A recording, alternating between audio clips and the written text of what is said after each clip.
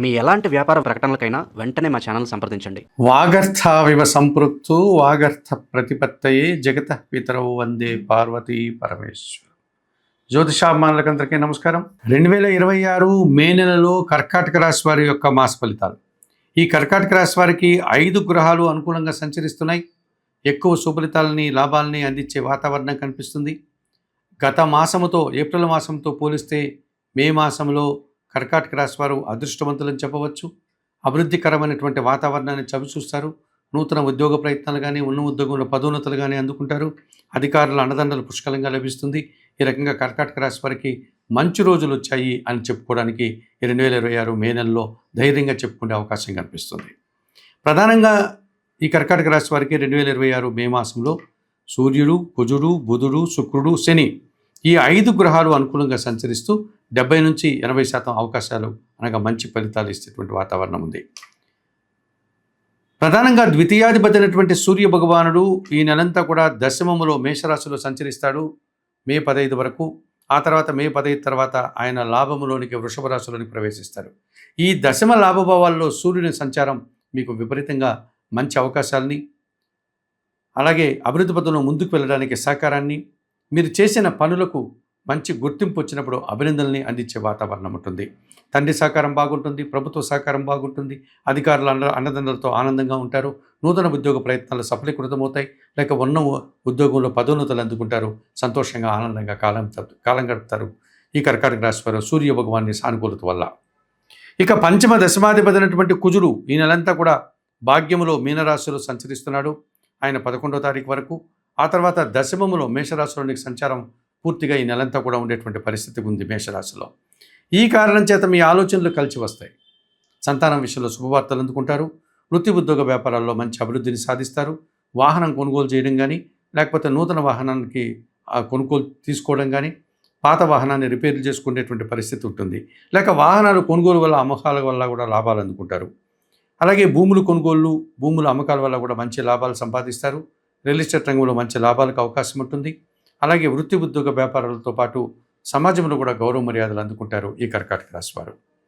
ఇక తృతీయ వ్యయాధిపతి అయినటువంటి బుధుడు ఈ నెలంతా కూడా దశమములో మేషరాశిలోను, లాభములో అనగా వృషభ రాశిలోను సంచరించడం వల్ల ఈ బుధగ్రహము సానుకూలత వల్ల జన సహకారం బాగుంటుంది. వ్యాపార అభివృద్ధి బాగుంటుంది. ఆర్థిక అభివృద్ధి బాగుంటుంది. నూతన వస్తువులు కొనుగోలు చేస్తారు. వ్యాపారం మరింతగా విస్తరించుకోగలుగుతారు.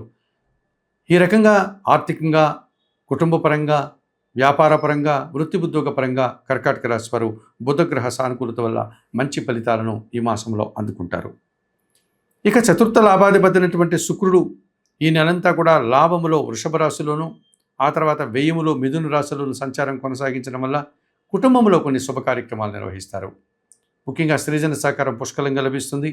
ఆ కారణం చేత వివాహాది శుభ కార్యక్రమాలు మీ వారసులకు చేసేటువంటి ప్రయత్నం చేస్తారు. అవకాశాలు కూడా అనుకూలంగా ఉన్నాయి. ఆ రకంగా మంచి ఫలితాలు రావడానికి అవకాశం ఉంది. ఇక స్త్రీజన సహకారంతో కలిసి వృత్తి ఉద్యోగ వ్యాపారాల్లో కూడా రాణిస్తారు. నూతన అవకాశాలు, నూతన లాభాలు అందుకుంటారు.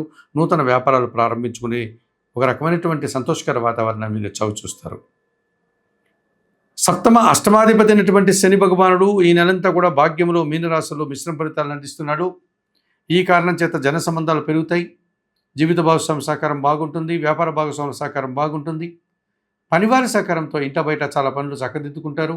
వ్యవసాయ రంగంలో మంచి లాభాలు అందుకుంటారు. మీ కష్టానికి తగిన ఫలితము, అభినందనలు కూడా అందుకునేటువంటి పరిస్థితి మీకు కనిపిస్తుంది. మరి 2026 ఈ మే మాసానికి గాను తప్పనిసరిగా కర్కాటక రాశి వారికి సూర్యుడు, కుజుడు, బుధుడు, శుక్రుడు, శని అనుకూలంగా సంచరిస్తూ ఎక్కువ శుభఫలితాలని, లాభాలని ఇచ్చేటువంటి వాతావరణం ఉంది. మరి 2026 మే మాసంలో తప్పనిసరిగా కర్కాటక రాశి వారికి గురువు, రాహువు, కేతు 3 గ్రహాలు ప్రతికూలంగా సంచరిస్తున్నాయి.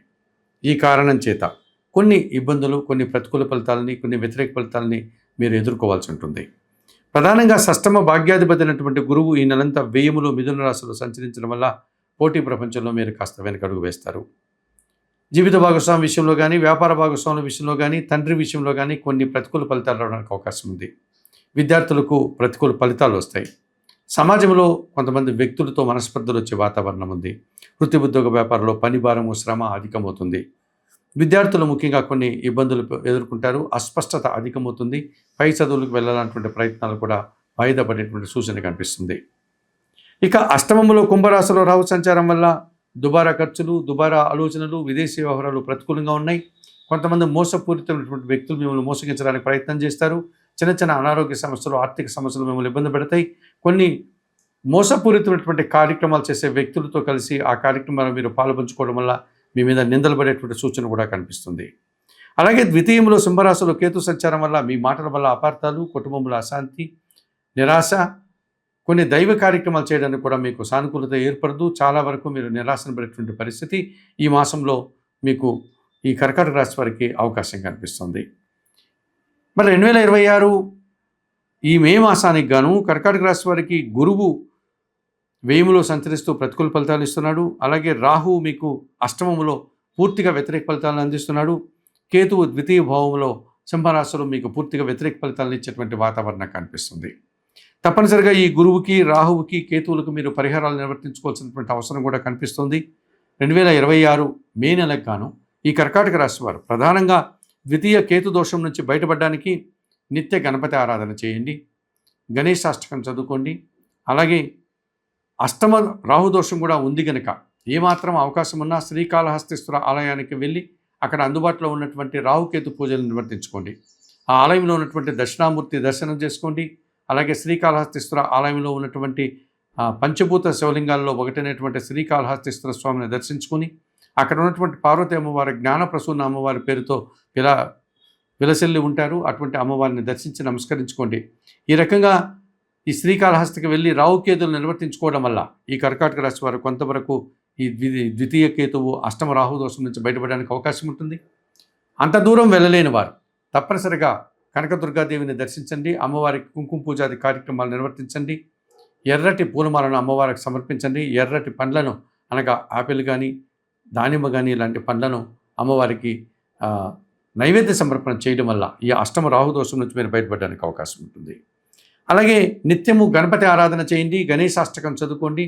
కొన్ని ఉలవలను పక్షులకు ఆహారంగా అందించడం వల్ల కూడా ఈ కేతు దోషం నుంచి బయటపడి మరింతగా మంచి ఫలితాలు పొందడానికి అవకాశం ఉంది. అవకాశం ఉన్నవారు శ్రీకాళహస్తీశ్వర ఆలయానికి తప్పనిసరిగా వెళ్ళడం వల్ల మరింతగా మంచి ఫలితాలను పొందగలుగుతారు. రాహుకేతు దోషం నుంచి మీరు బయటపడేటువంటి పరిస్థితి ఉంది. ఇక షష్టమ భాగ్యాధిపతి అయినటువంటి గురువు ఈ నెలలో వ్యయములో అనగా మిథున రాశిలో సంచరిస్తున్నాడు కనుక పోటీ ప్రపంచంలో పూర్తిగా వెనుకడుగు వేస్తారు. విద్యార్థులకు ప్రతికూల ఫలితాలు ఉంటాయి. తప్పనిసరిగా ఇటువంటి గురుదోషం నుంచి బయటపడడానికి, గురువు ఇచ్చేటువంటి ప్రతికూల ఫలితాల నుంచి బయటపడడానికి ఈ కర్కాటక రాశి వారు దత్తాత్రేయ స్వామి వారి దర్శనం, గురుచరిత్ర పారాయణం, శనగలు కానీ పశువర్ణ పనులు కానీ స్వామివారికి నైవేద్య సమర్పణ చేయడం, అలాగే గురువులకు దానం చేసి వారి ఆశీస్సులు అందుకోవడం వల్ల మరింతగా మంచి ఫలితాలు పొందడానికి అవకాశం.